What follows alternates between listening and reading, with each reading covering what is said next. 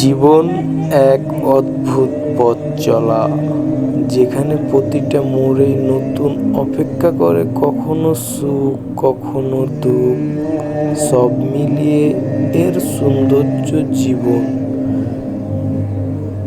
জীবন মানে শুধু বিশ্বাস নেওয়া নয়, জীবন মানে প্রতিটি মুহূর্তকে গভীরভাবে অনুভব করা।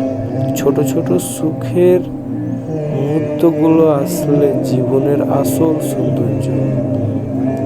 জীবন এক রঙিন ক্যানভাস, যেখানে প্রতিটি অনুভূতি এক একটা রং, কিছু রং উজ্জ্বল, কিছু রং ফিকে, কিন্তু সব মিলিয়ে